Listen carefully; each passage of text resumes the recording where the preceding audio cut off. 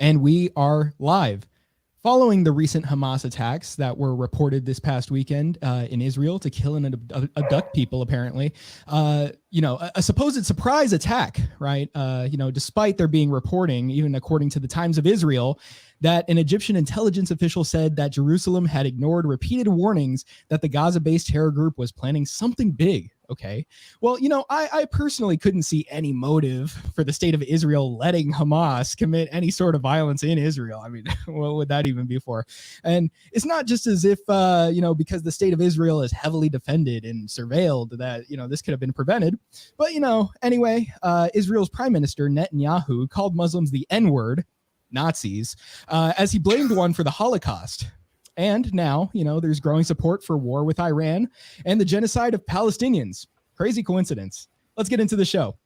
Hey, everyone that made it through the global day of jihad. Welcome to Civil Offense. My name is Ahmed. And no, just because that's my name doesn't mean I have a cultural bias.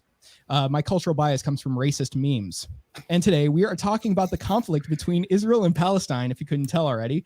Not only is Ben Shapiro going crazy over what has happened, so have most conservatives and self-proclaimed libertarians that are just not.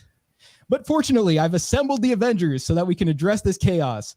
And first we have Ignis, resident Ancat. How have you been, Ignis? I'm good. I'd say I'm enough for this conversation. Well, you stole the other guy's intro. Yes, I did. But don't worry, because I'll come in clutch. We have the man whose body is a machine that turns hard liquor into racial slurs. Greg, how are you doing today? I'm ready to rock. Sounds good. And we have Ancat of Into the Agora. How's it going? I'm doing amazing. Yeah, I've just been laughing for the last 30 seconds during that intro. All right. Real quick, I wanted to ask you specifically, since you were working on a project that you announced at the end of last stream. Could you give us an update on what is anarchism? Well, it's actually, I'm basically almost finished with it. I am essentially just exporting the final product, and then going to try to upload it to YouTube probably after the stream. So if all turns out good, it should be up tonight. But if not, it'll be up tomorrow morning. I don't know what you made, but you're wrong.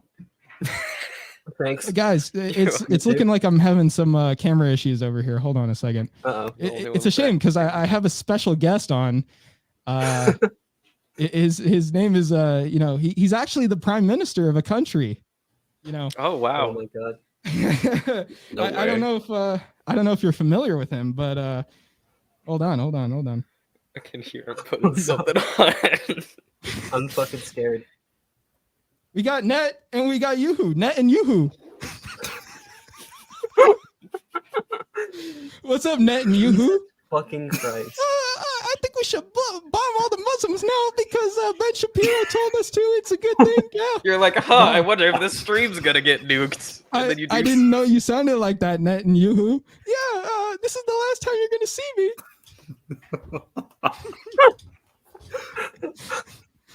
Yeah. I can't fucking breathe. Are you gonna wear that for the rest of the okay?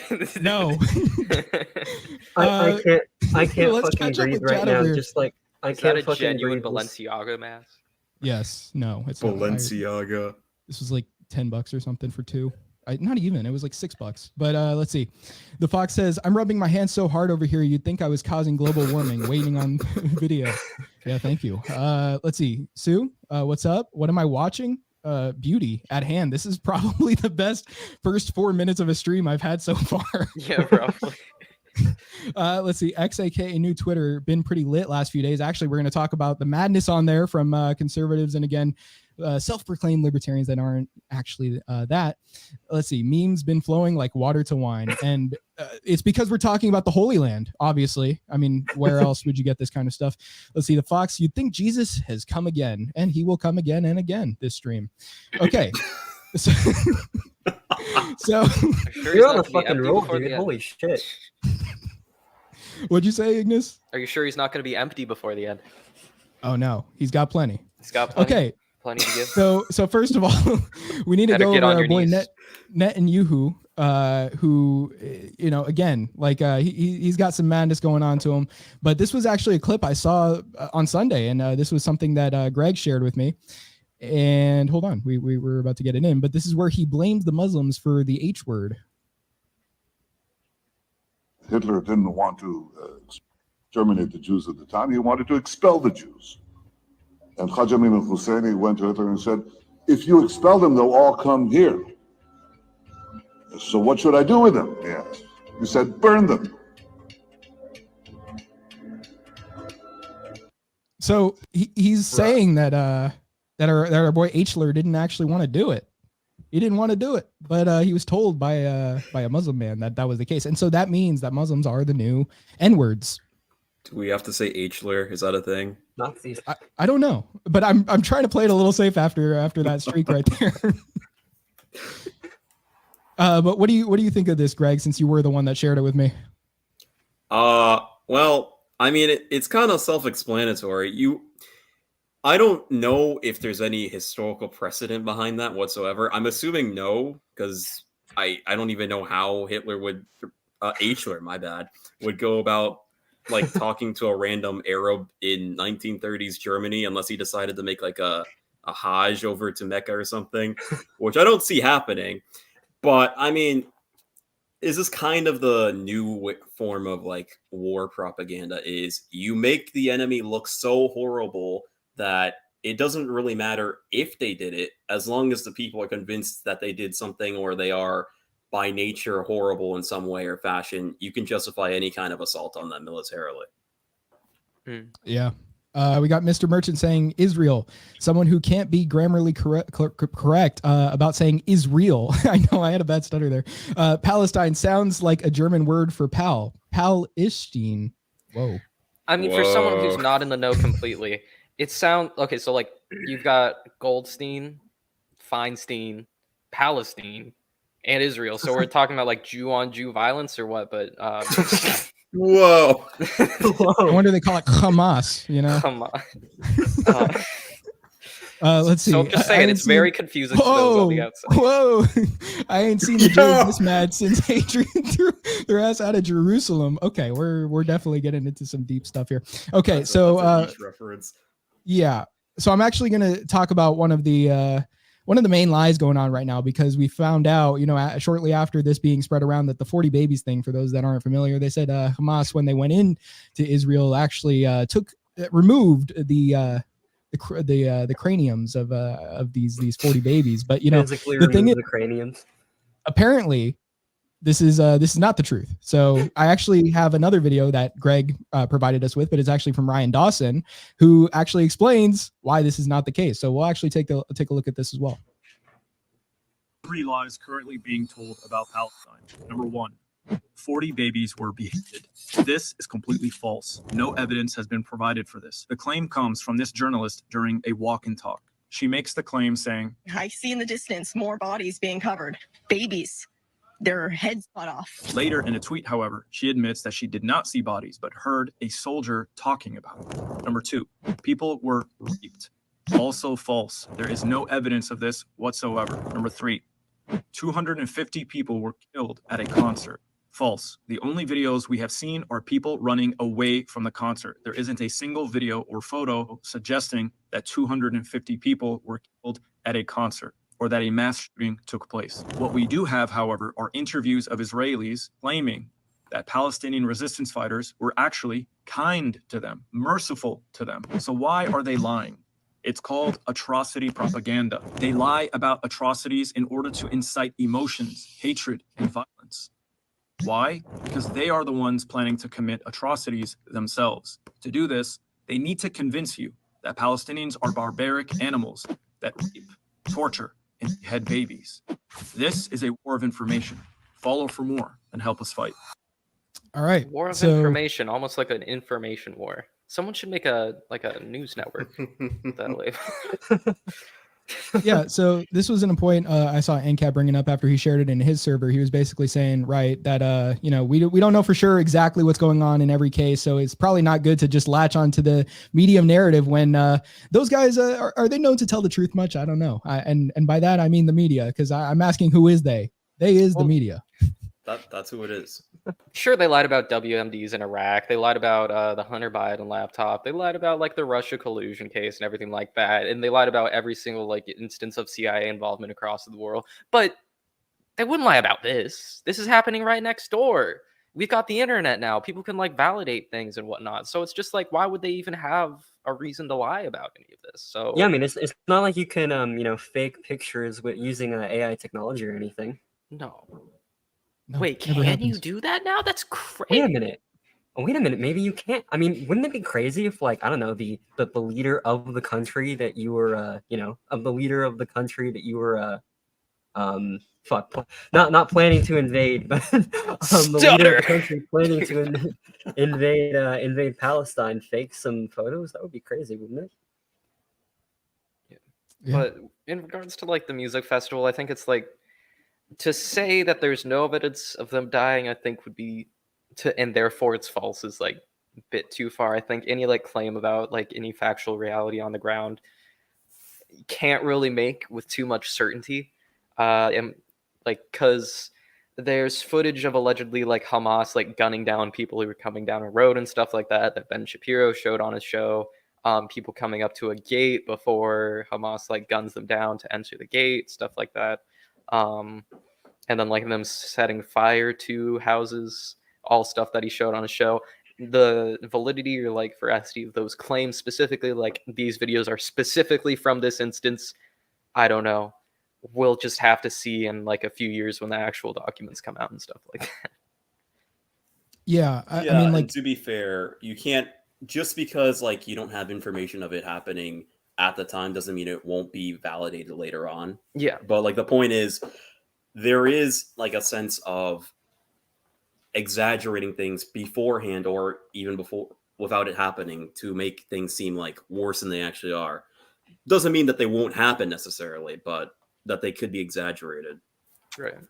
yeah, I mean, we could go back to the claim, like the most preposterous one, the 40 babies thing. And actually, this guy was tweeting out, Sam Parker was tweeting out that apparently the 40 babies thing has its own Wikipedia entry. Yeah, so I mean, at least as of October 12th, there was one about that, and it was just talking about let's see, as of 10 October 23. Soldiers were still going through the community to recover bodies. The total number of civilians killed is not yet publicly known, but the dead are alleged to include at least 40 children. Let's see. Some of the corpses of the killed 40 children had been discovered, well, without their heads. Yeah, so basically that was included there, even though it wasn't actually confirmed. And actually, I can go over some of the receipts we have as to why that's not completely known to be the case. Let's see. So we're going to go to Biden claiming first that he saw pictures of the babies themselves. Let's see. Let me switch to that. Okay. See and have confirmed. I never really thought that I would see and have confirmed pictures of terrorists beheading children. I never thought I'd ever. Anyway, but there are countries in the region that are trying to be of some help, including Arab nations that are trying to be of some help. So, anyway. Honestly, that could play So for anyway. a couple more seconds, and he's just saying anyway. That's just making me think we need a Biden Fetterman 2024 ticket, you know? I'm with Yeah. Michael Malice on that. But apparently the thing is, like, actually, it was confirmed by the White House itself that he didn't actually see those photos. Yeah. So Like, I think what yeah. he got, like, his note saying that you should say that you've seen or like that this has been confirmed. So then he's like, never thought I'd see. Wasn't supposed to say see, and then changes like Anyway. his statement to say have Anyway. confirmed dead babies. Right. Well, I think this whole debacle, I think, has really proven that that in the 20 years since the Iraq War, I don't think that anyone, or even since the whole babies and incubator scenario, that people have really, I guess, woken up in a sense. I think some people have, but I think the fact that we're experiencing this sort of same thing where it's they took the babies out of the incubators and they beheaded 40 babies and every single person is just falling for it as objective truth and not even questioning it, even though we've had experiences where this kind of thing has happened, and this kind of like we know the state exaggerates atrocities that other governments commit as as essentially just a pretext for firebombing the shit out of them. I think it's very much proof that people just haven't really woken up, I guess. I mean, we've discussed this on the show that you and I and Esso did, Ancat, where we were talking about the current thing being something that is pretty much just used to keep people in a loop, where they're just focused on what the newest current event is, and so supposed to just forget about the last thing immediately. Like, it's supposed to kill their attention spans and just have them look at this next thing and be like, oh my God, I need to focus on this right now. Like, even with the Elon Musk stuff that we were talking about, we were saying this is part of that. But I mean, it's pretty much designed to fry people's brains and just have them think this way. So of course it's working. Weren't we supporting another country for a war that we didn't like too much? I could have Back sworn off, that was Zelensky. happening. The Jews need the money. I outrank you. Yeah, probably You sorry, almost got my Olympics. money. We'll probably be funding both, all things considered. Well, that, Same. and Taiwan. Oh yeah. I mean, we could just print a few more $1 trillion, and nothing bad will happen. We'll be So fine. Keynesians be like, You just gotta Ignis, balance the did you tax see sheet. that? We need to increase the taxes too. This is a little off topic, but you see that tweet from Paul Krugman saying we've beat inflation? Do you see that recently? Oh yeah, I have. It was so What? insane. Yeah, he said, look in these sectors, inflation, quote unquote, is down. We completely beat it. It's no more. There's just no inflation. Well done, boys. We defeated Me when I'm inflation. in a being wrong competition, and my opponent is Paul Krugman. All right, let's see. We just need to build up like anti-intellectual class and just like fucking ignore that motherfucker completely. We got Mr. Merchant saying, think of the only Israeli children, pro-Israel side, unironically. The Fox says the current thing is just a meme cycle to me. Correct. But here we are talking about it and memeing about it, and also talking about the propaganda going on with it right now. And before we get into the main guy today, but we'll also talk about everybody else talking about it, but Ben Shapiro, I kind of wanted to, first of all, and we will talk more so about the conflict itself and just kind of like, why either side or both sides are wrong. But I kind of wanted to ask you guys, just so we're clearing it up for the audience, like, okay, would you say you have a side or a stake in this conflict? I guess I'll start. I don't think I really have a stake in this conflict. I've got some steaks in my freezer, but those are besides the point. I've also got some pork in my freezer, so I guess I wouldn't be. Oh, they can't have that. They can't have that. Whoa. This is a kosher stream. But it's just like I care for the plight of the citizens, of the civilians, and everything like that. War is a euphemism for citizens dying for and by politicians. Or not just dying, but being murdered for and by politicians. And I don't think we should support murders in any case. Hamas acts. I remember seeing this thing from Yaron Brooks, and he's very pro-Israel in this case. So Gregory got that to answer for. But he's just like, well, the ANCAPs, they're against the states, and Hamas is a non-state entity, so of course the ANCAPs are going to support them. And it's just like, no, for one. Hamas is still like a criminal organization, as is Israel. So we don't support either. That's the ANCAP position. Yeah. Yeah. A vote for peace is a vote for Israel. Or a vote for peace is a vote for Palestine. Pick your side, honestly. Yeah. Ben Shapiro, I heard him say in a comment, literally saying, if you think there's a nuanced position, or if you want to try to add nuance to this, you're a part of the problem.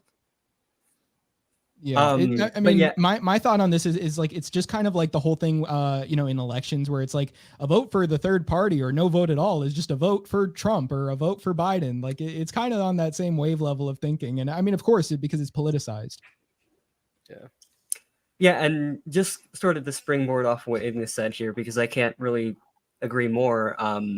This whole this whole idea of, oh well, you need to pick a side, You need to, whichever one engages in, Israel only engages in, 500,000 murders, whereas Hamas only engages in 600,000. It's sort of the same. I made this euphemism on Twitter, or this comparison on Twitter, but it's sort of the same. I kind of react to it the same way where I see Marxists try to defend the Stalin regime by saying, oh, well, Stalin didn't kill 80 million people. He only gulagged 3 million people. That makes him so much better. And it's like, well, no, dude, he's still whatever number you want to bring it down to, he still gulagged a shit ton of people. At this point, like, I'm not going to defend, a murderer, no matter how many people they murdered. To me, they're both murderers, in my opinion. And this idea that, oh, well, because this murderer murdered less people, we need to defend them and we need to support them and we need to prop them up and hope they win the war.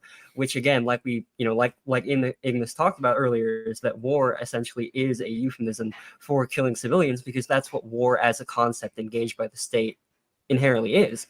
And I was making this point talking to some of the people in the Ancat server who were surprisingly like trying to be sympathetic and defend Israel. And I was like, well, no, the position on war is that, yeah, war is this inherently aggressive thing because, it can't ever be self-defense, because when states engage in war, they inherently destroy civilians. The war is funded through the coercive appropriation of, private property. They destroy private property during wars. So like the notion that, and it's the same thing with Ukraine too, like the notion that wars can just be self-defense and, oh, well, it's just like the NAP, Hamas violated the NAP when they attacked Israel. Like, fuck you. No, that's not how this works. Yeah, well, Hamas violated Israel's NAP, and therefore Israel has the right to aggress against Hamas because it's actually self-defense. Yeah, no, but it's actually the entirety of Palestine. And I mean, I was gonna wait to bring up the Josh Equal stuff on this, but you literally just brought up exactly pretty much what he's been saying. But he previously said, like, as far as this was in the Ukraine-Russia conflict, but he was saying libertarians believe in the right of individuals and countries to defend themselves from aggression. This is libertarian ideology 101. But actually, there's a tweet. Fucking collectivist. He made a tweet recently. He made a tweet just recently about this conflict, which is also a collectivist tweet, obviously, in the face of being a liberal and all. But let's see if I can pull this up real quick. Okay. There we go. So killing civilians is never okay. Israel has dropped pamphlets encouraging civilians in Gaza to evacuate, notifying of their intention to root out Hamas. Hamas invaded swiftly, without warning, I should not say that on stream, Concord raping women, killing children, and burning homes. Those two are not the same. So basically, as long as you give them a warning, then, if you give them time to evacuate, then you can like bulldoze their homes and flatten their homeland. That's fine. If I'm you don't gonna like shoot it, you in 1 picosecond. I gave you a warning. Too bad you're dead. Too bad. Well, that you is couldn't better than react me in just time. shooting you. Yeah, exactly. Does it depend on the brand of grape? Is that on like the severity? Like if it's Concord versus like Welch's, or is Welch's like, oh, whoa, hold on, and Concord's like, okay, that's fine, but Well, yeah, well, basically the severity has to do with whether the grape is ripe or not. Jesus, Is there fucking pulp or no? Christ. Is there pulp in this grape juice over there? Okay, we're gonna Well, go rip on to all some our comments. rip- real grapes quick. right. rip any career potentials that any of us have had. Mr. Merchant said, the only side I support is the side of helping civilians not dying by either Israel, Palestine, or the other terrorist groups that kill, murder, and R-word them. Yes. Sure. Let's see. The Fox says my side in the conflict is the audience. Right. I don't support unethical force on either side. Peace is preferable, of course. Let's see. War crimes are bad unless we do it. Israel. Yeah. Okay. So I It's guess not a war crime if it's the first time. Honestly, I'll go on about just some things It's I've not heard even the first time. like But I've it's had not- friends ask me. Like I had one friend ask me like pretty much the day after. He's like, "What do you think of this whole like we were sitting just having chilling, just having a good time." And he's like, "What do you think of this conflict, man?" Like what? We weren't even talking anything political. He just asks me what I think about it. And people have been doing that. Like I had a friend call me, or I called him. He called me back, and he's like, "What do you think of this?" And we weren't even talking about that either. They just start asking me. But obviously, I'm in agreement. I'm not like on a side. But Greg, if you wanted to answer the question, you can go ahead. So I wanted to piggyback off of Ancat's thing. We was talking about how, Marxists talk about how Stalin wasn't that bad because he only killed or gulagged 3 million people as opposed to like 80 million. And that's obviously a flawed perspective because really what you should be doing is going for the guy with the high score. I look for the guy that goes above and beyond and really gets as many people in the gulag as possible. Because if you're going to do it, you might as well do it well. That's my philosophy. He has a point. I mean, No gulag. Don't gulag people. Okay. Oh yeah, seriously. I like you can't really defend either side without some level of like hypocrisy.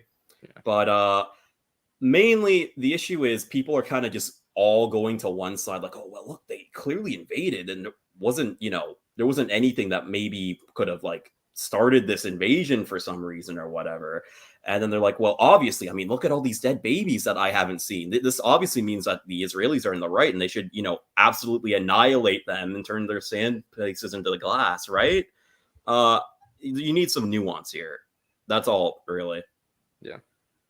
Yeah, I mean, I would say like, people are being told to view this as just something isolated, like an isolated event that had nothing coming before it in showing why, like not why it happened, because obviously like Hamas has its interest in just not losing land to Israel and all that. But like, as far as maybe why there would be Palestinians that are mad at Israel, like they just kind of want you to think that this has no precedent or anything coming before it, or no reason that they could justifiably have any sort of anger. And I'm not saying that's the justification for what Hamas did or whatever, but I'm saying like maybe that would be why the Palestinians are not just these like people that are deserving of this sort of like punishment or whatever from Israel. But pretty much we're going to talk about the number one guy in conservative media right now talking about this conflict, Ben Shapiro.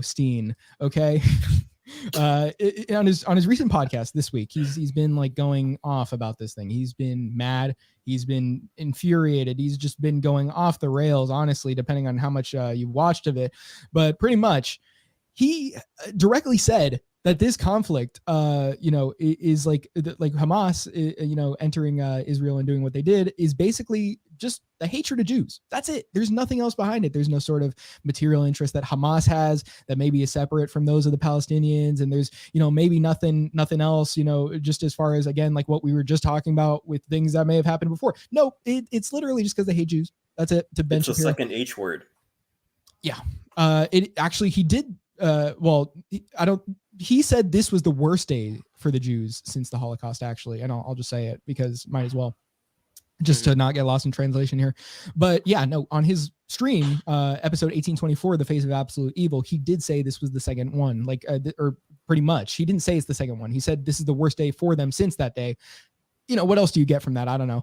But one day Yom Kippur War or the Holocaust. The Holocaust. He views this as the worst day for Jews. Like nope. No, higher death worse. count. This is worse. Okay. This is worse. And yeah, I was thinking about that too. What about that? Nope. Let's see. So, but also he views anti-Zionism as anti-Semitism. There's just no difference in his mind between those, because obviously if you don't want Israel as a state to exist, you simply do not want Jews to exist. And he said that all anarchists are anti-Semites. I thought that too. Yeah. So, I mean, we just got to admit it, guys, but he views, those who view this conflict as a cycle of violence, if he thinks you think that, you're morally blind and obtuse to him. And yeah, he, this was the one I wrote as just something funny. He mentions Hamas's goal is to end Jewry. And I know that's the actual word, but like, who decided to name that Jewry? It sounds despicable. It sounds like they're up to something when you say it. I mean, come on, let's be real. Okay. But like, you just can't name it that. I'm just serious. Don't name it that if you don't want people to think there's something up. The Jewry. Right. I know. It's like, why would you do that? Like, imagine like, instead of like black communities, you called it the blackening. Like you think that wouldn't like raise flags at all? I mean, seriously, I'm just pointing it out. That's all I'm saying. That's all I'm saying. Okay. Anyway. I think that describes something else there. Oh, right. Okay. Yeah, well, you're talking about blacked. Yes. Which I'm sure you have a lot of experience with. Okay, so Whoa. let's see. Oh yeah. Oh, why the sudden transition, huh? Away from that topic. Yeah, well, I don't know. I just need to talk more about Ben Shapiro over here. There's obviously more important stuff to talk about. Let's see. So Mr. Merchant real quick says, I'm tired of this forced false economy that lacks nuance. I don't know if I can show this next one from the Fox. I don't know if I can, but I see you. I see what you're saying there. He's not a fan of the narrative that pertains to the H. Okay, that's all I'm saying. Oh no. He's not. He doesn't think that everything's. Well, I don't know. The hydrogen bomb story, that's all we'll say. That's all we'll say.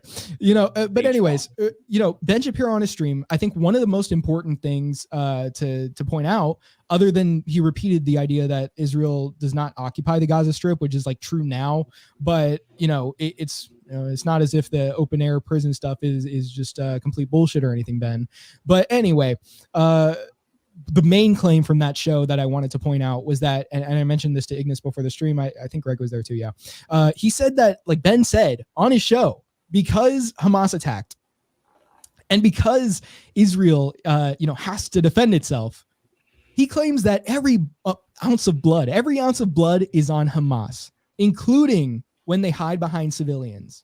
Because when Israel bombs a hospital full of people, and Hamas happens to be hiding underneath, and Israel bombs it because of that, or they use babies as shields, pretty much like body armor. Yeah, no, that's on Hamas. That's not on Israel, according to him. He thinks that there is just no aggression from Israel because it's self-defense, and that is what self-defense, self-defense for a nation isn't actually a right, but that's, when you view it as that, you can pretty much view a lot of things as self-defense, as long as it's in the interest of the nation, right? But anyway, here's a direct quote from him. There cannot be any limitation to Israel's military operations here. Every ounce of civilian blood is on Hamas, and Israel cannot hold back on the basis that they're going to act with more discretion with regard to Palestinian civilian lives than Hamas is willing to evidence. That's the price we have to pay for a civilized society, No, it's true. Yeah. Baby blood is the price we have to pay, because not only does Israel's national defense rely on killing Palestinian babies, but America's too, because Israel's the first line of defense for America, and if Israel falls, then in my notes that was Ukraine, but it still applies.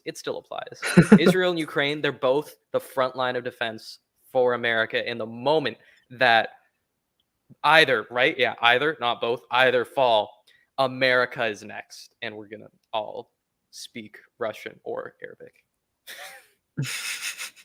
Alhamdulillah. We're both Thoughts so far, guys? Speak Arabic, write Russian. Yeah. Anything else so far? Wait, Arabic and Cyrillic?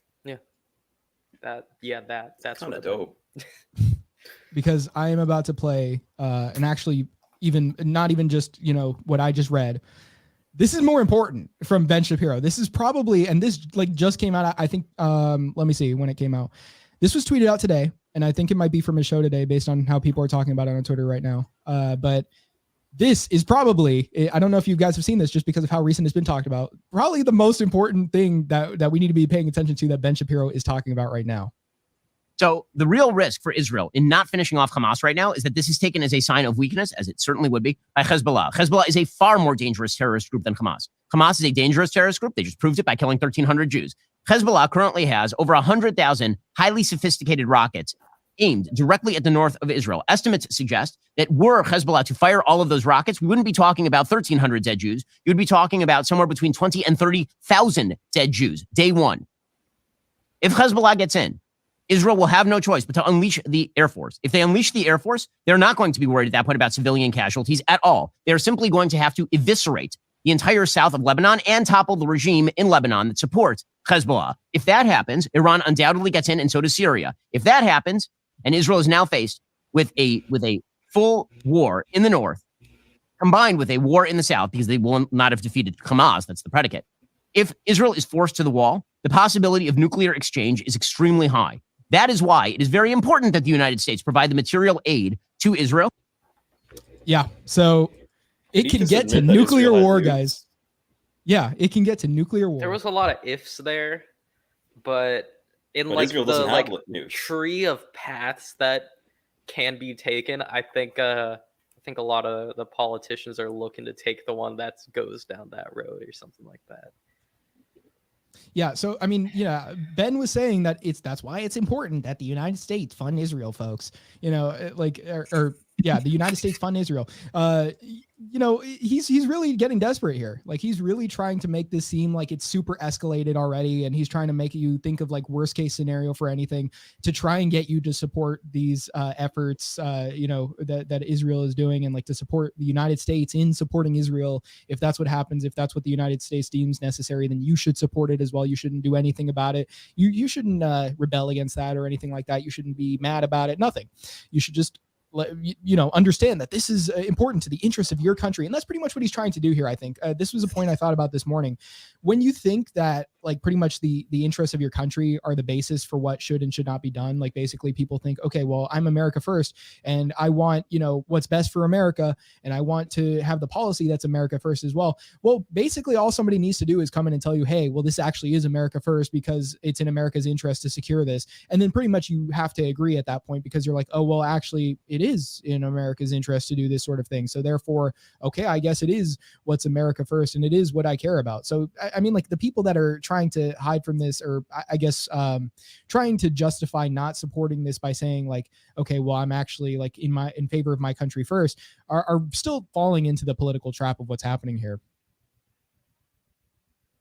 Let's see. So we got the Fox saying, speaking of, well, black people, BLM. Apparently BLM, he meant, is openly supporting Palestine. Yeah, I mean, makes sense. But he said apparently 3 of its founding members were of the Jewish faith.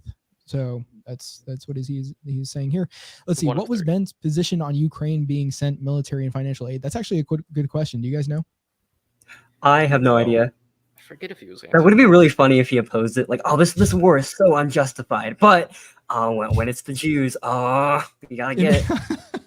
Imagine he was making like every single point in like contrast to what he's saying now because it was like Ukraine, Russia. That would just be sorry. I misinterpreted. I just read through that. Yeah, the Fox said no, 1, not 3. No, 1 of its 3 founding members. Sorry. Yeah, I misread. Why did you say 1 of its 3 founding members? Was that to add significance to like that being how much of an influence that person had in the founding of BLM? Probably. BLM supports Palestine, even though 1 of their founding members was Jews. Yeah. So I don't know. I mean, like that's pretty much what I had as far as like the biggest stuff Ben Shapiro was saying. But if you guys had any other comments on that, I mean, like, what do you think of this? I mean, I don't know what his thoughts are on the Ukraine thing, but I mean, assuming, well, even not really assuming, I mean, this is kind of what happens when you have like nation states like that. It's all about, well, my people that I don't even know or have any real connection to, but I happen to have the same blood as them on the other side of the world are in trouble. Therefore, my country that I live in that has nothing to do with it, supposedly, is supposed to send a ton of money from everybody here over to them because they need it. And I feel bad that they don't have what they need, supposedly, again. Are you saying Jews have dual loyalty? I am not saying that. I am saying, well, I mean, what I'm saying is basically when you have a collectivist mindset and let's say, I'm going to take it away from that actually. Let's say you have a Norwegian living in like Mississippi or whatever, and Norway gets invaded by like Russia or something. Then if you're a collectivist, the Norwegian in like Mississippi is going to be like, well, shit, there's Norwegians. They're my people. We need to send money over there. We need to help them. Why do we need to do that? This has nothing to do about me or you or the guy next door. Yeah, but I don't like it, and those are my people, so we need to help them, right? This is how it works.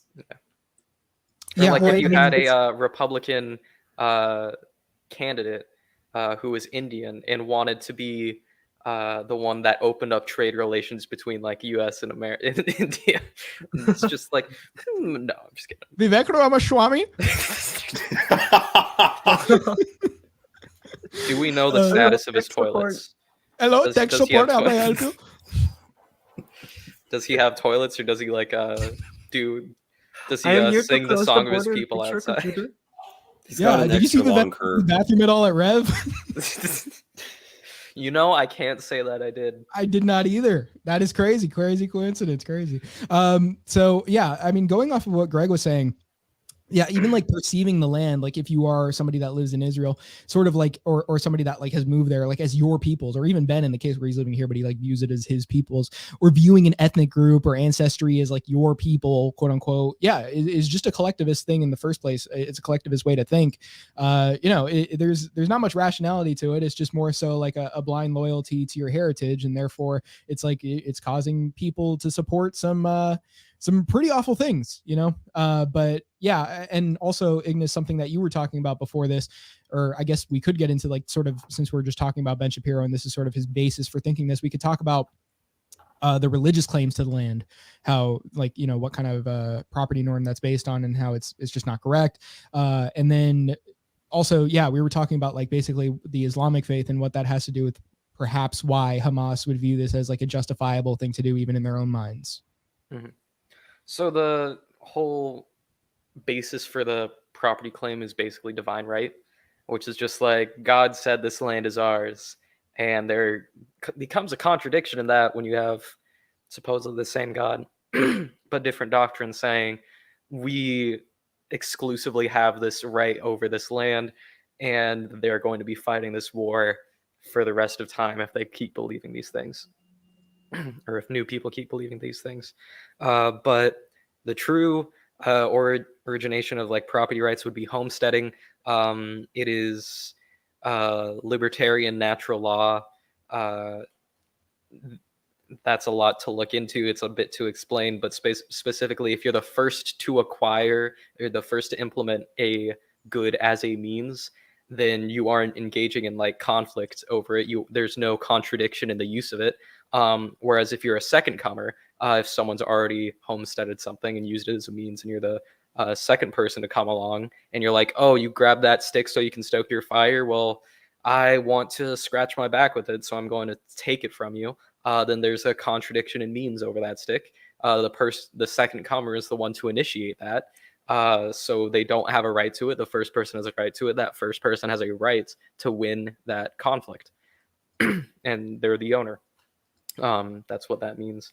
But that is an objective way to solve this situation. So for any given plot of land, who has the best empirical evidence that they are the first comer to it? And that would be the most given that we don't have perfect knowledge of who was actually the first one to come to it, we have to go on the best evidence that we can find. And I'd say that's the best way to deal with the situation in an ideal sense. In a practical sense, it's going to be a fucking mess.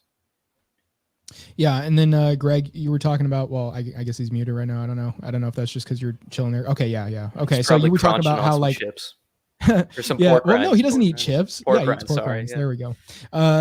So you were talking about how in the Islamic faith, like basically, like this would be seen by them as sort of like something worth retaliating to because they're being pushed off their land. And then Ignis was replying, also saying like, well, that's also like a false property norm. So I mean, if you guys want to kind of go into that discussion for a minute, you can. I mean, I know I just pretty much addressed it, but if there's anything else to add to it.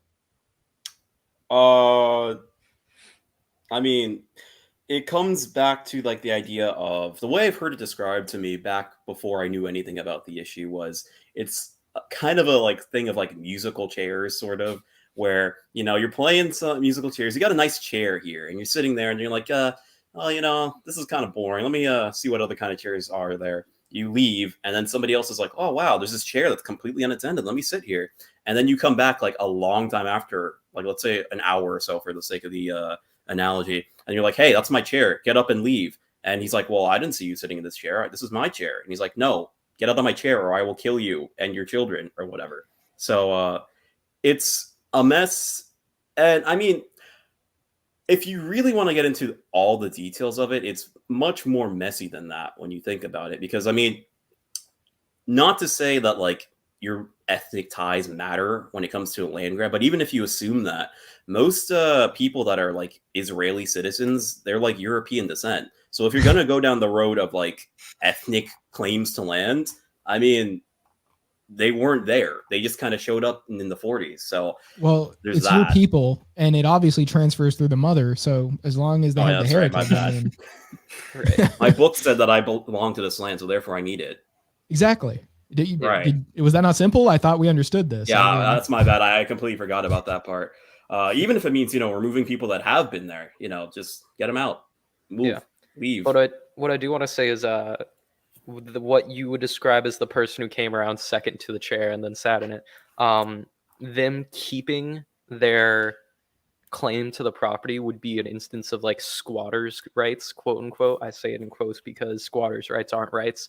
And the U.S. legal system did adopt this as part of our history because when we were settling, heading west, everything like that, you'd have a settler come across a cabin that was in all right shape, but what they think is completely abandoned. And they're like, okay, let me just fix this. Let me fix it up a bit. So they replace the wood, everything like that. They fill it with a bunch of accessories, everything they're using because they're living in it. And then the original creator of the cabin, original homesteader of it, comes back and says, hey, this is my cabin. Get the hell out of here. And America was just like, we're not on your side. But what's actually true is that the original homesteader does own the cabin, but the person who came along, the second comer, owns every renovation to it. So he has a right to take every single renovation away and get on out of there, but he doesn't have the right to the cabin. But what matters is, of course, because we don't have perfect knowledge of things, is evidence. So in your case of like the person who had the chair originally for the case of this, he would need evidence to show the other person, because it could just as easily be the case that the person coming along and seeing you sitting in a chair threatening to kill you is completely bullshitting. They never sat in their life and they just want to bully you or something like that. So in the case of like Israel-Palestine, you don't have an ethnic claim to like an entire piece of land. What you do have is, hey, my grandfather's brother or something entrusted it to my father, and here I have this will saying that this specific plot of land is mine. That's something. That's evidence.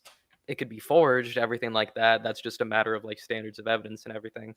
But that's what would actually lend itself to a credible property claim versus, I'm a Jew, this is Jewish land, brother, you better get out of here. Yeah, so you'd have to you'd have to specifically prove that that the direct ties to your blood specifically own the land, and not just through blood, but specifically were to try and pass it on to you. Yeah, it's specifically like inheritance, so not just like by virtue of the DNA flowing through my veins. No, it's my grandfather left everything to my father, left everything to me, or something like that, or whatever other chain. Yeah, so this is actually something that's made me kind of change my mind on Native American claim rights, because I sort of assumed that initially that because these Native people homesteaded the land initially, so like any Native person, because they're sort of tied. This is sort of the thinking that I went into Native lands initially, like as a libertarian, thinking, they can, it just belongs to the quote unquote natives. But in reality, no. I mean, most of these people died out, hundreds of years ago. There's not really anything that you can do about it at this point, So the actual people who would own the land would just be who would homestead it from the government, for instance. Well, I'm assuming even the case of like homesteading from the government, in so many cases, I don't think that's necessarily like a true property right, because if like the government eminent domains some land and then it becomes like a Walmart or something, that doesn't mean that no one owns the land. That means that the person who had their land eminent domain from them is the true owner of it. Same thing if it happened for like any road or anything like that. If you're one of the I guess it would be daughter or son of the poor individuals that had their homes destroyed in New York when they urbanized it and put in a bunch of like parks and cities and beaches and everything, or not city, roads and everything like that. So it's just like, it's like public property, but it's not unowned because the true owner is the person that had it. Okay, that's actually, Ignis, that's really fucking interesting, because I've literally never thought about that before. Even though I know that I've never thought about if you can actually prove that the person actually owned from it and was directly taken from the state, then you can take it back. But there are obviously cases of public property where you can't actually provide any evidence, and in that case, there's nothing Someone you else can can really homestead. do. Yeah. If it's like exactly. the government's like, okay, this is federal land, you're not allowed to homestead it or anything like that in the past, and then it's just like, we're gonna test nuclear bombs here or anything, like all of that is free to homestead. Then go for it. Nice. Don't worry about the radiation poisoning. Okay, so Okay, shit. Well, yeah, that's a really good point. I'm really glad you brought that up because I would have never thought about that. let's see. The Fox was talking about the BLM founder ran off with over $25 million of donations, I heard, but it's unsubstantiated. Was it unsubstantiated? Let's see. So he said, OMG, the DL is worse than the H word. What is the DL? Am I missing something here? You don't know what the Yeah, DL is? Oh man, I don't either. Yo, it's on the DL. I feel like we said something and then he's like, oh my God, there's no way you said that, Down let's see. low. I mean, APAC doesn't exist. Oh boy. APAC is a amazing organization. My bank account routing number is 9460. Well, they're gonna take your money. Whoa, If you say that. Ignis, stop right there. Quit saying my bank account number. Yeah. Dual Let's see. loyalty. Oh, okay. Dual loyalty. Oh yeah, dual. Yeah, he meant dual no loyalty. one has. Okay. Let's see. Hearts of Iron 4 predicted Israel war. Regional property rights based in ethno-supremacy based on religion is not a good look, right? That is Zionism for you, right? Your Jew impression sucks. Why did I read that out loud so quickly? I just went straight for it. What do you mean it sucks, brother? What did I do? What did I say? Did I do an impression? Regional property is. Oh God, I don't think your Jewish impression is very good, Ahmed. You owe me some shekels. Okay, maybe you thought to yourself for a second that maybe I did a Hulk Hogan impression instead of a Jewish impression for a reason, but maybe not. I'm just saying, there's a good reason behind it. Okay. You say you wouldn't do a Jewish impression? I'm just doing Mort. Mort is a lovable character. Other than Ben Shapiro, no. Oh God, that's anti-Semitic, Gregory. Greg Heffley. Okay, we're gonna talk about Dave Rubin. Look at this. Dave Rubin has some vulgar takes himself. He says when Israel bombs the fuck out of Gaza, which it should, for however long it takes, remember that Egypt, which shares a border with Gaza, won't let one Palestinian in. Actually, they've bombed the border and flooded tunnels to keep their Palestinian quote-unquote brothers out. So yeah, because some people don't want to host them, or because not even some people, a state does not want to host the people being bombed, it's all the more reason to bomb them. And also, these people still deserve to be bombed is what his take is. I've actually heard, I can't validate it, that the reason like Egypt is kind of like staying far away from this kind of thing is because they're getting paid off by the US. So there's that.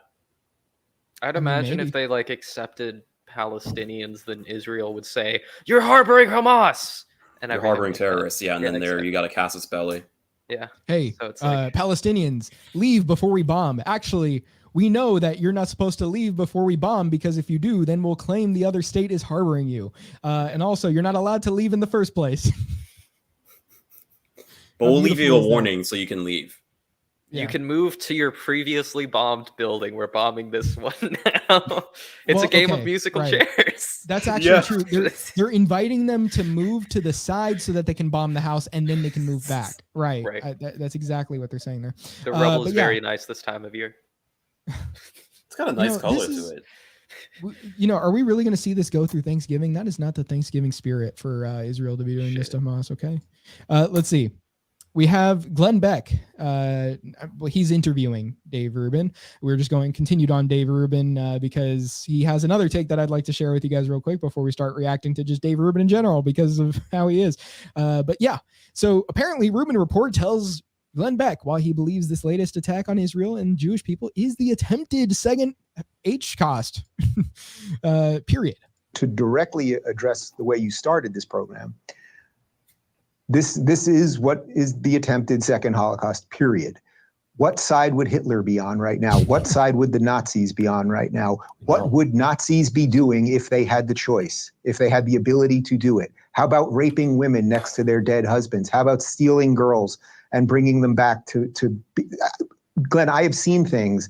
I have a friend in Israel who has sent me things that have not made it to social media yet. I've seen things that leave me. I mean, there aren't words. You say there aren't words. There are not words for this.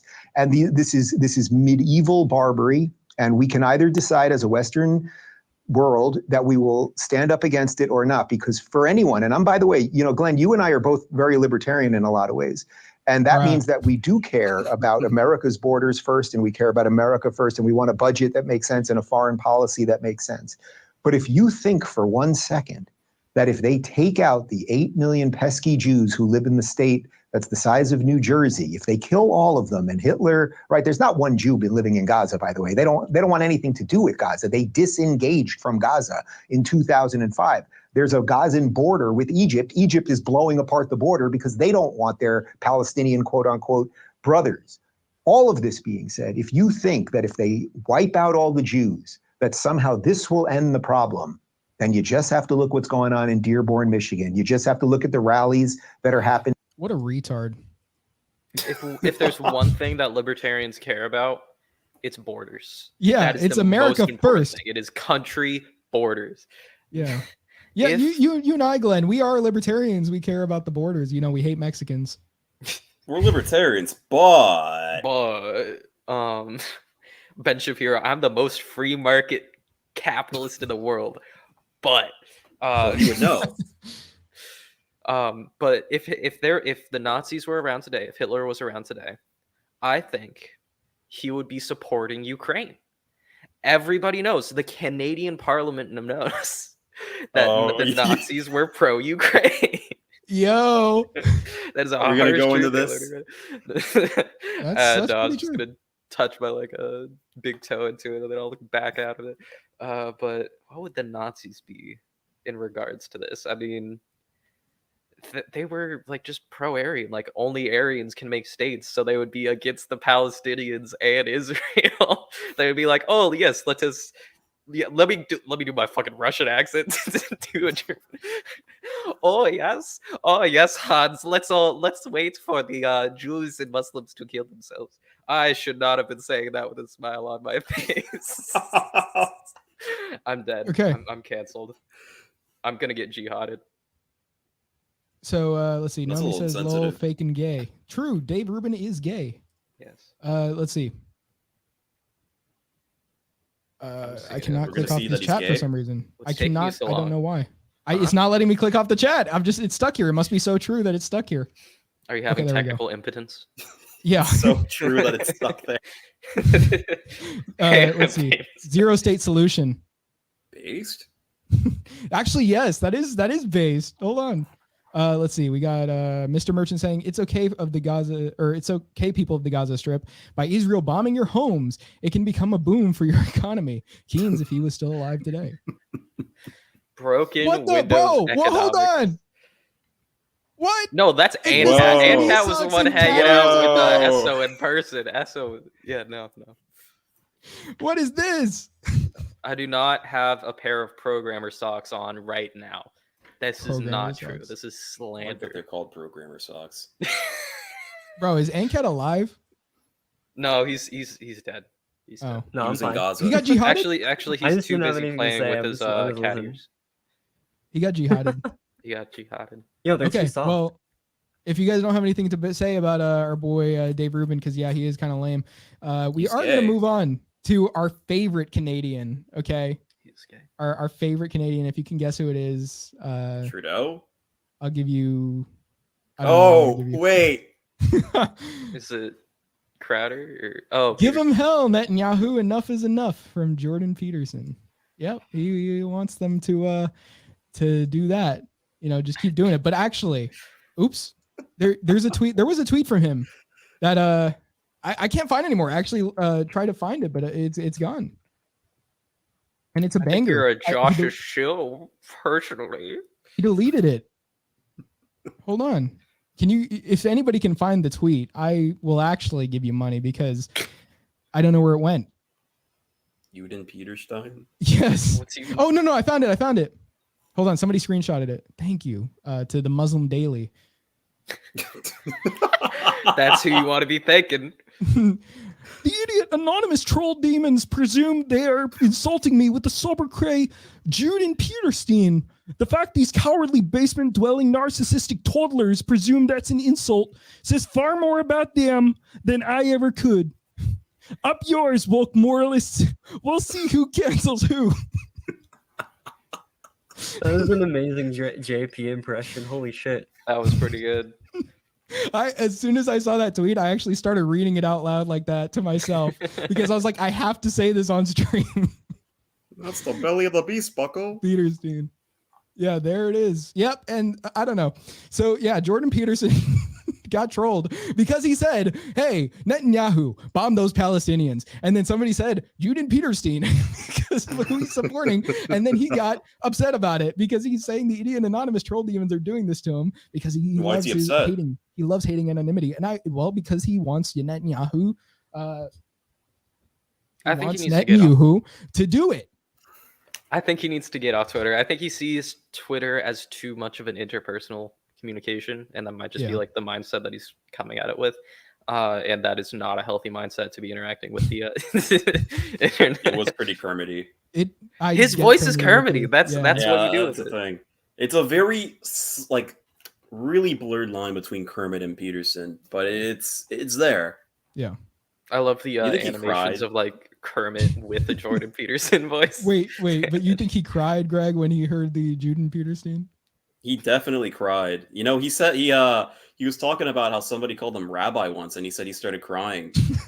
Well, whoa, is that an insult or something in Jordan Peterson? It sounds like it might be an insult. I don't know. That's kind of weird. It's a little fucked up, Jordan. What were you saying, Ignis, about the Kermit? Oh, Kermit, I remember seeing this one animation of Jordan Peterson quotes and whatever, like someone doing a Jordan Peterson impression over like a Kermit animation, and it was just amazing. It was hilarious, but nothing too much to add to this conversation. Yeah, so we're gonna move on to, because that was like the main ones from the conservatives that were like really bad, and honestly some of them were funny. We're gonna move on to the liberals, the quote unquote libertarians, or the people that are actually in reality just more ideologically similar to neocons or neoliberals. So let's see. We're going to pull up, this is a tragic one. It is a guy who was supposed to, be not the chosen one, but, he was supposed to be better than this. AP for Liberty said this conflict basically shouldn't have been standing there. Move, bitch, get out of the way. Let's see. So actually, let's go back in the actual tweet series he had, because he had a little argument. Let's see if he did keep it up. Okay. So he had this whole thing with David Brady. So let's see. Let's keep going back. Okay, yep. This is like pretty much one of the first ones. Where should the Gaza residents go? He says. Everyone's asking. Jordan.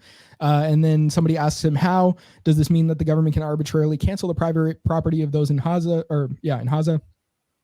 If the answer to 2 is yes, why couldn't every government apply this to their subjects? I mean, civilians. And he says, AP for Liberty says, right of conquest, losers pay. Okay. Yep. Not a valid property, Right. Okay, let's see. And then conquest. We got David Brady Jr., who has actually been good in this argument, and said, so-called libertarian endorses war against civilians. Okay. And then AP for Liberty says, just move. And then they got into a whole little thing over here talking about voting with he says, vote with your feet. And let's see. That's the pacifist. Yeah. Okay. So David Brady Jr. says that's not what they're saying at all. They're saying we're going to bomb and level the entire Gaza Strip, and also that doesn't give you the right to shoot an innocent person. He says, AP for Liberty says, that's the pacifist position, not the libertarian one. If someone is threatening me and you stand in their way, especially deliberately, you might get hurt. That doesn't make you a murder victim. At worst, it's involuntary manslaughter. But if it's me or you and them, it's going to be you and them.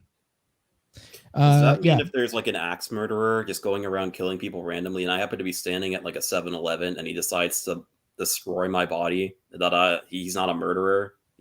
I just happen to be in the wrong spot at the wrong time. See, he's a murderer. It's just when he's holding you. Actually, no. Let me think about this. He's holding me? Okay. Whoa. Right. Well, hold on. First of all, let's say you're in the 7-Eleven and the 7-Eleven owner did something to him. right, to the axe murderer. Maybe he's the one that like killed the axe murderer's family. Well, now if the axe murderer wants revenge and you're just standing in the 7-Eleven, well, apparently you are, not a murder victim. Okay. So if we have a Can't even get a drag Slurpee. queen who's like on the street and she is like whipping her dick around and is just like slowly walking forward, whipping her dick around. It's the fault of the children in the kindergarten that she's about to walk into for what's about to happen next, right? They needed to get out of the way. They needed to move. We don't really get religious on this show, but Jesus. Okay, so basically, David Brady Jr. says, you don't get to gun down innocent people because someone else is committing a violent act. True. And then he says, shouldn't have been standing there. And that's where we get to move, bitch, get out of the way. So, yep, that is that interaction.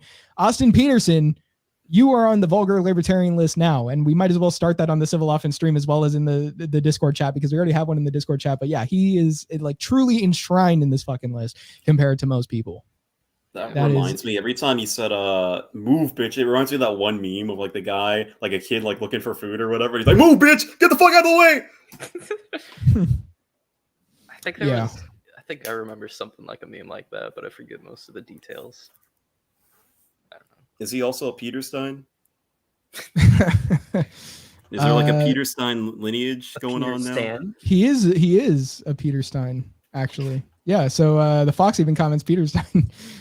And well, actually, no, he said Peter Stein with the. I thought that was in reference to Austin. What's going on in chat? Why is chat acting gay? Liberals, aka authoritarians, true. Well, because some of them came from the back alley. Whoa! Whoa! Yeah, exactly. Whoa! I can't get it off. Ban all back alley philosophy viewers. Yeah, honestly, what the hell is happening with you guys? You guys have issues.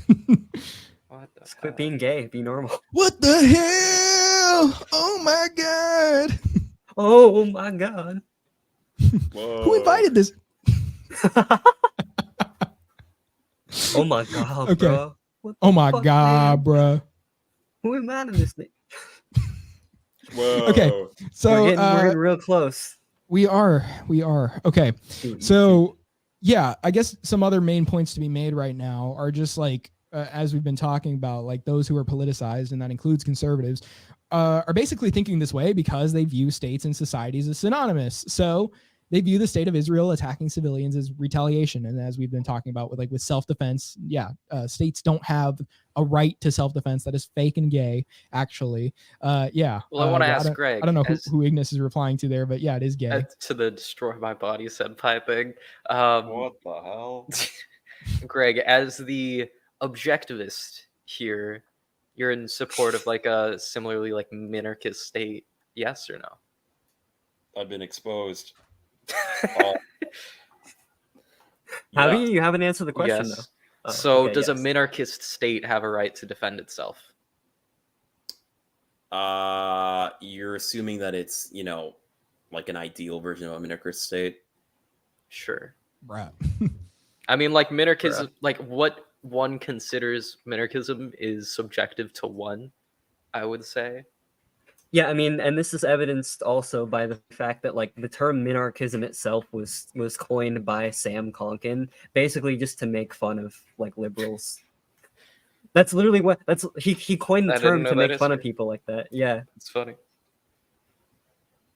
And not to dog on you or anything, but I'm just saying that like minarchism is a literal meme ideology. Oh, he's got the dog on him, all right. Yeah. Whoa. Yo, calm the fuck down, bro. Anyway. So what do you say? Is right to defend yourself? Right to defend itself?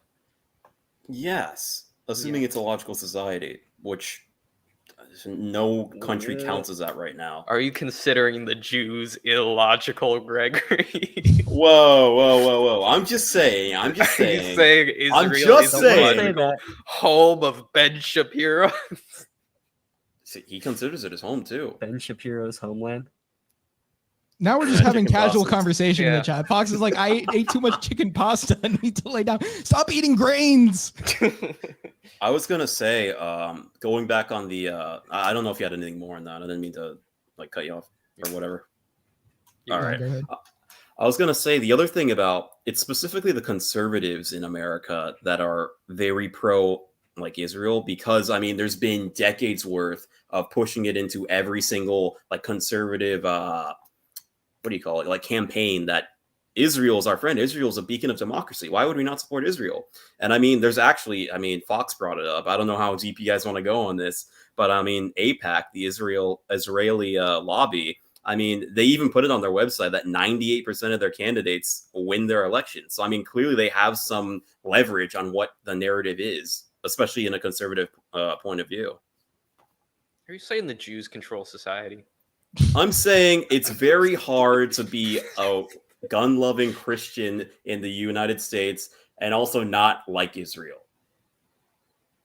Yeah. Which is like statistically probably entirely true. Probably. You know, the thing with conservatives also, you know, because like the whole democracy thing, this is actually a pretty relevant point to that. You know, conservatives criticized Hamas, basically saying like, okay, you know, there hasn't been an election since 2006. So actually, like, it's almost as if the Palestinian people are being held hostage in who they can have represent them, quote unquote. But at the same time, they call for the state of Israel to bomb Gaza, you know, over Hamas's actions. So basically, they're actually like at one point when it benefits democracy, they're like, oh yeah, there is a difference between the people and those quote unquote representing them. But now, no, they're synonymous. You know, just they're the same thing. They're one entity. Hasn't Netanyahu been in office for like 20 years? But he has free and fair elections every single time. Right, that's why he's being Because investigated for corruption by his own country. What did he do? What? No. I don't know yet. They haven't found anything yet. Oh, they just said he was corrupt. Well, that's kind of anti-Semitic. That is a little anti-Semitic. Wait, does that cancel out if it's other Jews calling out another Jew? No. Or is it still anti-Semitic? No. Does he come out on like stage? They're just too chosen. So he goes up on stage on like a public broadcast and he says, I am disgusted and appalled by the anti-Semitic remarks being made about me from our Jewish Congress. It's absolutely disgusting. This is exactly what we've been fighting against for the past 40, 50, 60 years since the Holocaust. It's absolutely awful what they're doing to me. Dude, with him saying a Muslim is responsible for the Holocaust, I wouldn't be surprised. Oh, let's see. I also wanted to go on. How many mainstream media outlets have no. a certain type of owner or main producer? Mr. Merchant is anti-Semitic or semantic. Sorry, I almost accused him of something terrible. Whoa. You know, he's anti-semantic. Okay, on your mind, bro. Semantics. Yeah, that was a bit of Freudian slip almost. Let's see. Nomi said, "I fixed my carb crashing problems with the sun. Good for you." I'm just going to take a second to rip on semantics for a second. I hate arguing over definitions of words because it's so fucking annoying.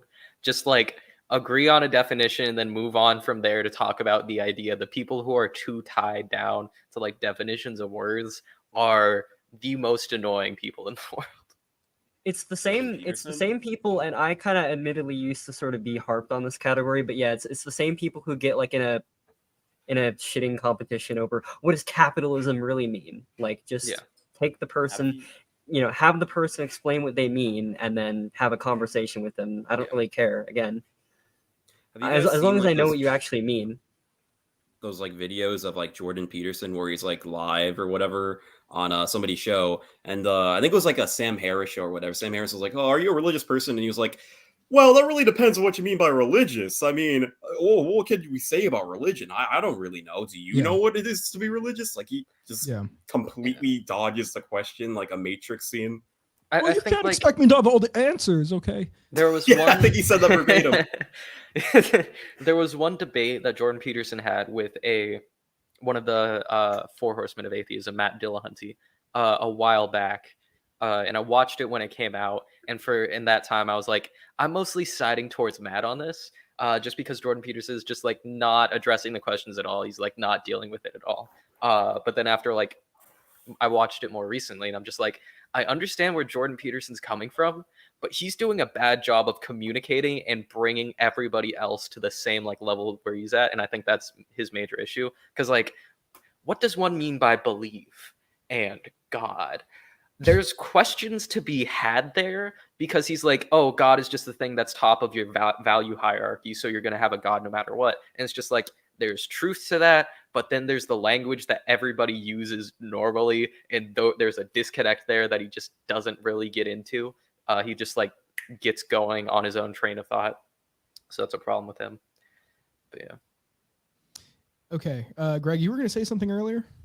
Oh yeah. I was gonna say we've also had like two decades, maybe even 3-4 decades of just getting pounded into like American consciousness that anything even remotely Muslim or Arab is like the new Satan. So I mean that's also not helping things. As soon as you see the Browns attacking our democratic state in the Middle East, it's automatically, well, shit, I guess we got to go full mustache man and vaporize them, right, basically. Wasn't it funny though? Like, you know, when the whole like woke stuff in schools was happening, they're like, oh yeah, the Muslims are so based. Like, wait until you guys hit the Muslims with this woke stuff in schools. The Muslims will do something about it. And then it's like, well, now we need to bomb them again. The Muslims are like rising up against the LGBTQ stuff, but we need to stop them rising up at this respect. It's just like many things. They got to respect. We got to respect their culture. Until their culture doesn't like Israel. Then we got to absolutely annihilate them. It's more than not liking Israel, though. You know, if this doesn't speak to the idea that it's not just like the woke left, quote unquote, that is having like the brain chips taken out and inserted every time there's a new current thing that like doesn't even have to align with the last current thing. Like it's happening across the political spectrum because people are politicized and they're falling into these narratives. Like it doesn't matter if you're a conservative or not. You're still vulnerable to that. And you know, the thing is, I've tweeted at some guy because he literally fell into that trap with something else. I don't even think it was this issue. It was like a while back, but I just tweeted at him that he had a brain chip problem because like literally even conservatives have this thing. Oh yeah, it was Elon Musk and the ADL. Like, so it kind of is related to this a little bit, but yeah, he was talking about like, oh, you know, look at the ADL getting banned off Twitter, like, or not getting banned off Twitter. I think he was saying they should be banned off Twitter, and something like, oh, Elon's finally standing up for us. I pretty much tweeted at that guy like, yeah, you have a brain chip, dude. I tweeted the NPC meme because it's true. Like all of them do. But yeah, let's see. So like 99% of disagreements was the correction to this are semantics. People should submit to the lingo that the people commonly use. The Fox says, yeah, sophists going off on stroking their lexicon e-penis and forgetting most people are far more stupid than they are given credit. Isn't that called Dunning-Kruger? Yeah, so I mean that had nothing to do with what I was talking about 2 seconds ago. It was from a bit before, but on the like submit to the lingo that people commonly use, one of the issues with the lingo that people commonly use is that there's baked in contradictions to it, such as like package deal terms, and we've talked about this before, like capitalism, where capitalism is a free market system that is currently implemented in the West. These things are not the same. We do not have a free market. It's one or the other. It can't be both, but people use it as if it's both. The leftoids, the moment that you bring up capitalism, they like know the definition of like, oh, it's currently what we have in the United States. That's what they think of. And then it's just like, well, people call this equate free markets and capitalism. So those must be the same thing. We must have a free market in America. And it's just like, you can't think for 3 seconds if there's any regulations into the economy. But no. Yeah, and actually this was this was a really interesting point too, because this is a little unrelated, but I was having I was watching some Ancom stream, and I wanted to bring up the Austrian school specifically for them because there are aspects of it that I think obviously are could be very useful to their analysis if they want to have a better understanding of the state. And his response to me was literally, well, actually, the Austrian school is just ANCAP ideology. It's just an ideology meant to defend ANCAPism, and therefore it's basically fascism. So I'm not gonna read into it. And I was just like, dude, man, every sentence of what you just said is wrong. It's not an ideology. It's a method. It's not some thing that Mises just came up with because he just wanted to be a shill for big business. Like, holy shit. But it really just does go to show that like the words that you use completely bias your frame of reference. So even if Mises is talking about something that is actually related to anarchism in a sense, because if you're talking about this was something that I wanted to bring up too, is that like the business cycle, for instance, actually explains to, fucking Marxoids why they think that quote unquote capitalism fails every few years. They're like, oh man, why are these constant depressions happening every 10 years? How can I explain it? Well, they try to cling on to the labor theory of value, whereas if you actually study the Austrian business cycle, that actually explains what they're trying to explain, but because they're using the term capitalism, they won't even conceptualize it. I've heard of the excuse of like contradictions within capitalism catching up to, and it's just like, yeah, sure, buddy. What great explanatory power. The Fox says free market rolling on the floor. It's a political economy. Yeah. Let's see. Mr. You have Richard no says, hope of making money. Become a NEET. There's no way to make money in this world. You can't make money. It's impossible. So just become hopeless. Definitely. No, let's see. no. Dunning-Kruger is when people who know little think they know a lot. Let's see. The Fox says, when a Marxist indoctrinated complains capitalism and free markets are the problem, I'm like, so where is a free market? Yeah. Yeah, pretty much. Also, Marx defined capital as, I'm pretty sure it was like gold or like money as gold. So we don't have money in this economy. We have the fiat dollar. So even if like it was a completely free market right now, it wouldn't be capital. Actually, no. If it was a completely free market, we wouldn't have the dollar for one. But if it's a free market for everything except for the dollar, we wouldn't have capitalism because we're not trading in gold. So you're telling me he's actually even more retarded than previously thought? Yes. Because another thing retarded about Marx too is that he can when he's talking about when he's talking about primitive accumulation, he specifically points out that in order for capitalism to emerge within the like historical material dialectic, he points out that theft and conquest and the state is a necessary reason for why, quote unquote capitalism, according to him, exists, which would just be, the state defining property norms. So the question then to him would be, okay, well, if that's the reason for, capitalism to emerge, don't we need to get rid of these statist property norms?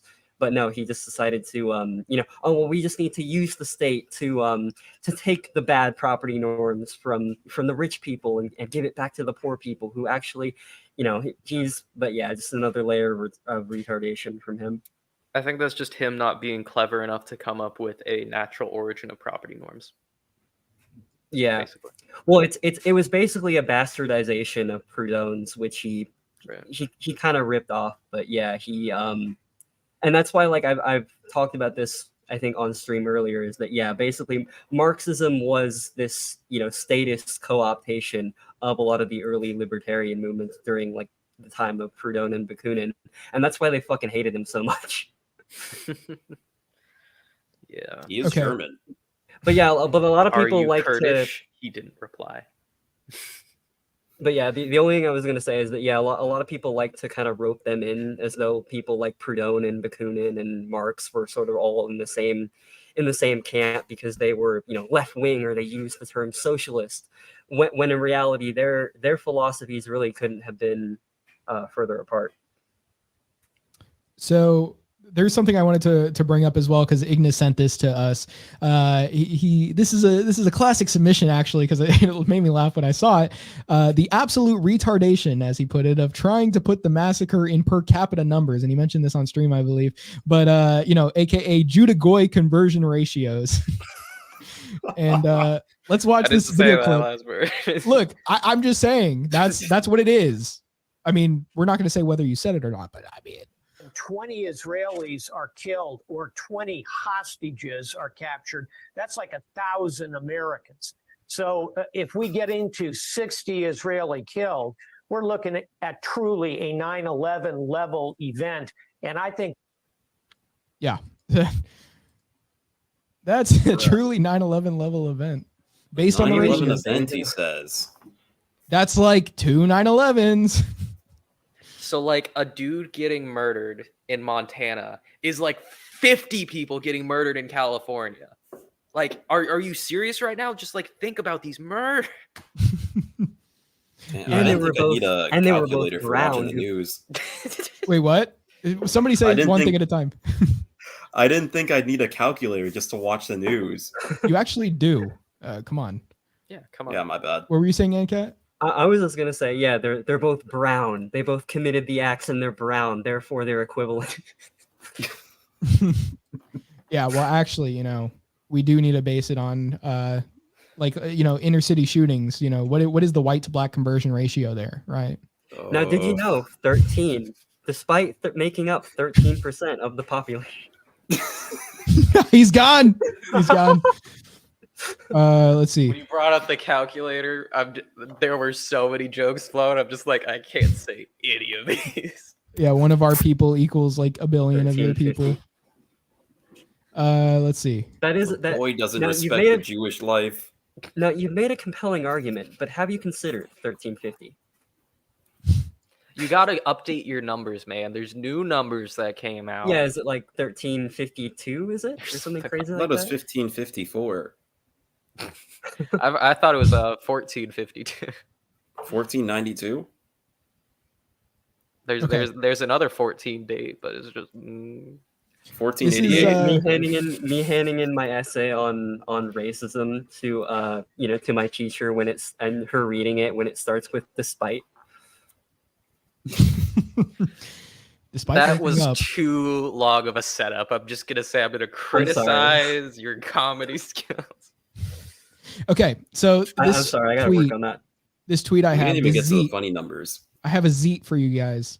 It's the last thing I wanted to share today, and I mean I think this actually pretty much is like a good conclusion to what we were talking about here, because we covered all the bases pretty much. Is what I wanted to talk about for the day, but this is from Reed Coverdale, and actually it's a really good tweet. I mean, I'll give him credit because it is good. So what I'm understanding from the discourse lately is if the Nazis had asked the Jews to leave Poland 24 hours before they invaded, their actions would have been totally acceptable. Yes, that's how it works. Isn't that how it works? I mean, come on, guys. Yes, unfortunately, you are Ubermensch, and we need you to leave now. You have 24 hours. Thank you. Was it Underbench? Ubermensch, I thought was the... Oh, shit. Untermensch, my bad. Oh, yeah. How you doing, yay? How you doing these days? I need to ask Netanyahu about this one. Netanyahu, what do you think about this?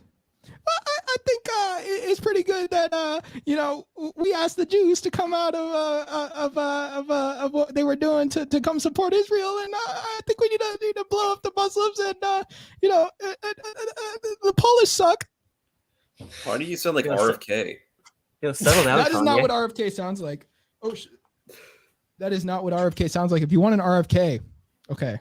I can actually do it better than that because I've done it on the show. If you want an RFK, you just need to eat pussy for like 50 years straight, get gonorrhea like 5 times, and your voice will be just like this. I know I've eaten a lot of pussy in my day, and that makes me not want to support Israel, militarily, but I'm going to make sure I pledge all the American taxpayer dollars I can in office to support Israel. There you go. There you go.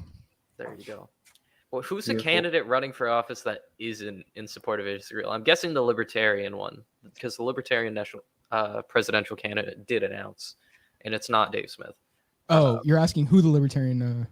Or like he no doubt doesn't support Israel, but like, does any of like the Republican, like Nikki Haley? She hates Israel. She hates vociferously. I actually called her an anti-Semite. I hear that Nikki Haley specifically listens to news with a calculator because she cannot understand. My lawyers have advised me not to finish the joke. I'm sorry. Okay. I can't say. The calculator really is a dangerous one. It is. Let's finish up these chats and let's get to the end of this stream. The Fox says the idea that any life is worth more than another would mean equality is a lie. Well, equality is a lie because my life matters more than all of theirs. Than others. Yeah, like a Ukrainian versus a Jew. Let's see. 1 American is equal to 1/1000th of a Jew. Yes. It is 1/50th of a Jew. Yeah. So okay. Thank you for correcting that. That makes it so much better. Why weren't you carrying your calculator? Come on. The Fox says, I heard the ADL has identified multiple numbers as anti-Semitic. Yeah. There's a bit of a. There's a lot of pages on the ADL. What if you just converted those to binary and just tweeted it at them? Yeah. Today I learned that Gorillion is actually not a real number. Shit. Gorillion. Well, what context have you heard Gorillion used? You don't want to know. I think I do. Well, you want to know once we finish up because I don't know. Anyway, all I'll say is that the ADL has said that using the term six-guerrillion or ma-six-guerrillion is very anti-Semitic because it diminishes the idea that 6 million Jews did in fact, perish at the hands of Nazis in the Holocaust. Wait, did you? I don't know if you have it like set up. That one thing with Shapiro where he's talking about Tucker and saying that he was diminishing the numbers of Jews dying or something like that because Tucker was bringing up like I think it was like drug-related deaths in America.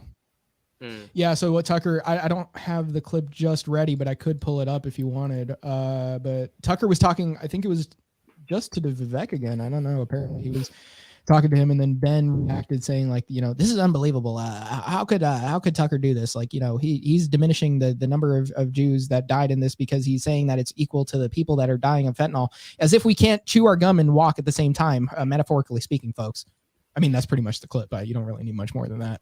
Isn't there a bit of like contention between like Ukrainians and Jews, or specifically like their countries or whatever, because of the Holodomor as well as like the Holocaust, and they're just like, oh, we shouldn't talk about the Holodomor because that would take away from like the importance of the Holocaust or anything like that. I don't know how much of that is like a mainstream battalion. There's an interesting relationship between Ukrainians and Jews in the 1930s and 40s that people don't talk about. All right. Well, they both made really good sausage. Yes, that's what I'm referring to. Yeah, that's true. I think that settles that. So I'm gonna go ahead and let you guys get your final thoughts in one by one, and then we can do outros after that. But if we'll go ahead and just do that for now. So Ignis, you can go first.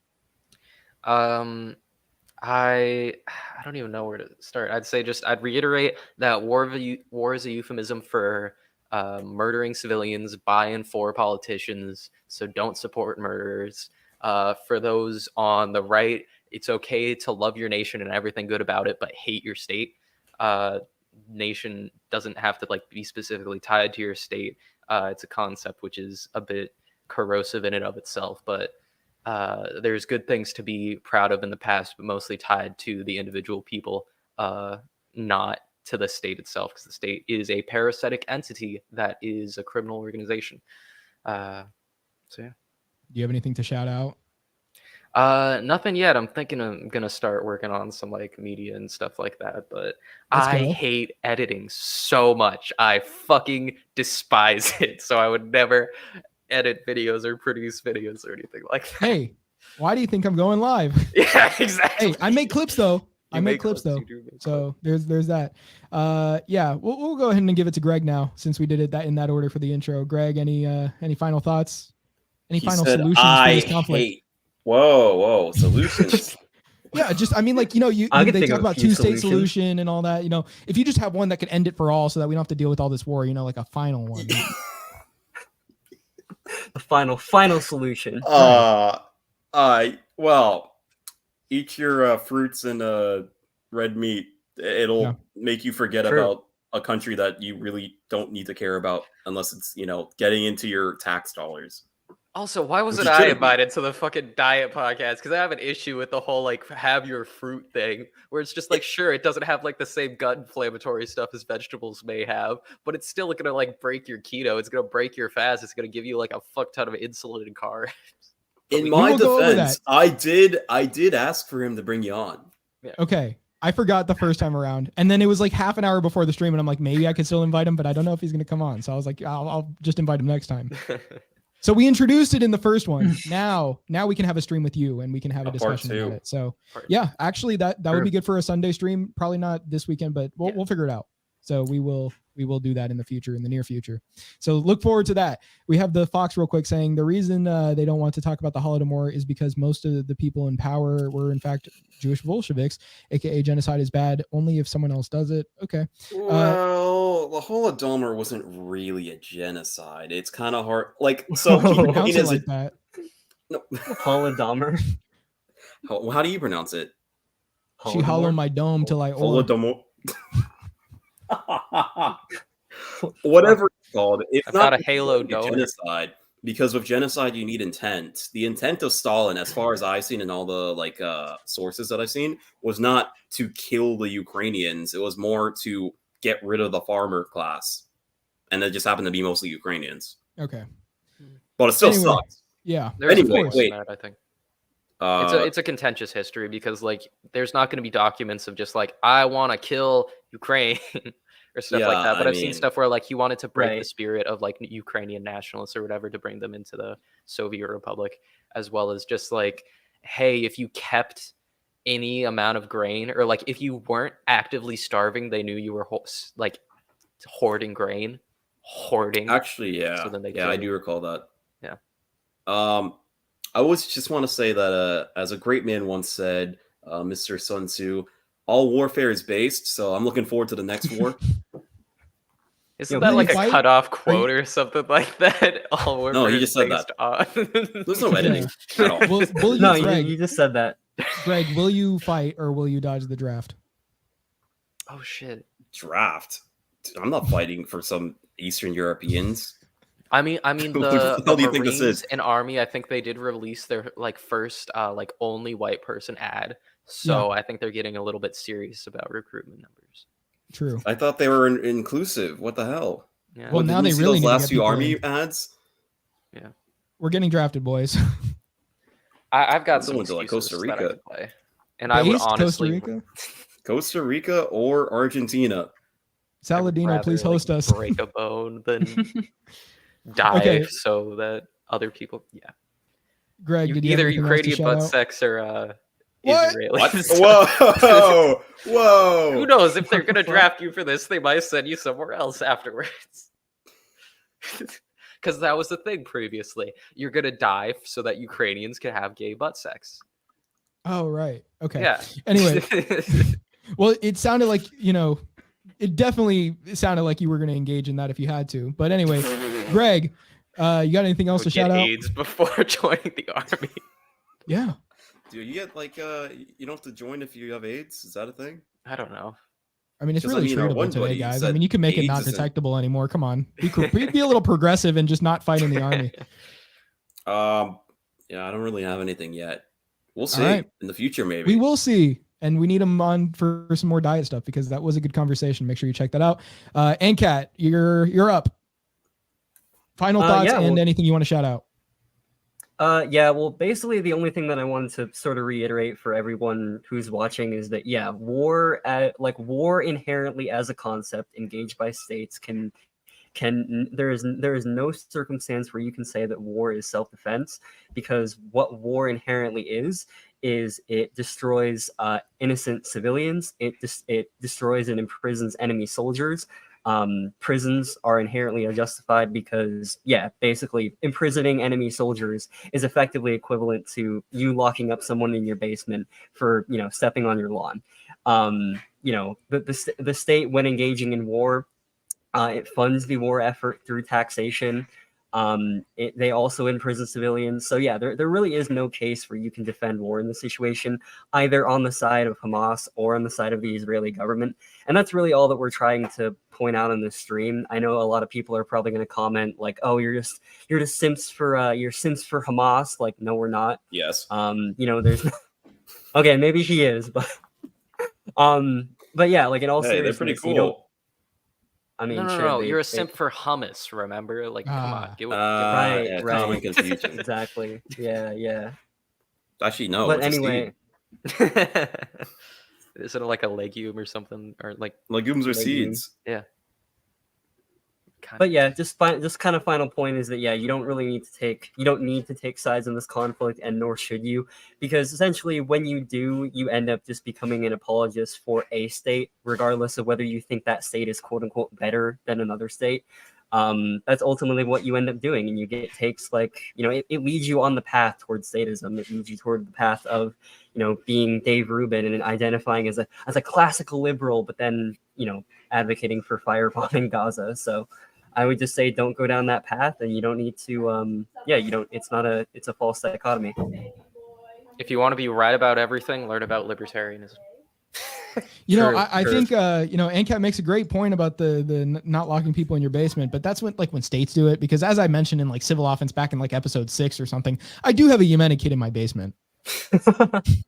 And that's still going He was on. a rebel. He deserved it. Let's see. This stream is probably going to get banned. Make sure to archive this on it. Yeah, it's on Rumble. So Rumble, civil offense on Rumble. So yeah, we're there too. So I mean, it's not going to get taken down from there, most likely. I disavow every statement that I've made over the course of this stream. I just want to say, I'm good. I just want to say, Ancat was saying, you shouldn't take sides in this war, and that's all great and good. But consider this. I saw a video of a man going up to Hamas soldiers and fist bumping them before they went out to a battle. How cool is that? I'm just saying, if I'm going to support somebody, I should, get a fist bump at least. I mean, who would deny a fist bump? I bet you I couldn't get a fist bump from an IDF soldier. I'm just saying. Hey, well, just goes to show it's very propaganda from the Jews on this. Hey, if I know anything about libertarianism, it's that if I see someone kill 1,000 people and then I see another guy kill only 100 people, I know I'm going to defend them 100%, and he's going to be my homie. Because some people murder more. Yeah, some people are just better than others. That's just how it works. Now, Ancat, was there anything content-wise that you wanted to talk about other than the what is anarchism you talked about at the beginning of the video, or if you just wanted to talk anything else about that? No, nothing besides that. Just that it's going to be released tomorrow, probably, and yeah, it's going to be about like an hour long. It's going to be basically just a normie introduction to anarchism, and hope everyone kind of enjoys. It's not really going to be meant to be some kind of like in-depth ethical justification. It's more going to be one of those videos that you can send like a friend or family member who might be interested in the topic.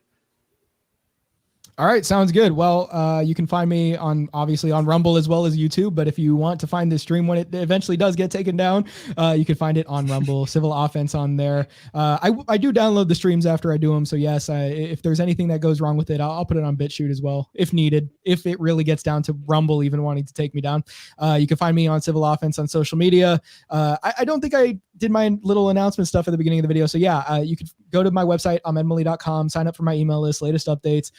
Just follow us on social media. I stream on other than Rumble. It's like also Spotify, Apple Podcasts, Amazon, Google Podcasts. Yeah, all those pretty much. And yeah, pretty much just cheers, bros. Have a fun evening. Thank you. You as well. And remember that civil offense is the key to winning. Salam alaikum. Alaikum salam. Allahu Akbar. Allahu Akbar. Thank you. Shukran.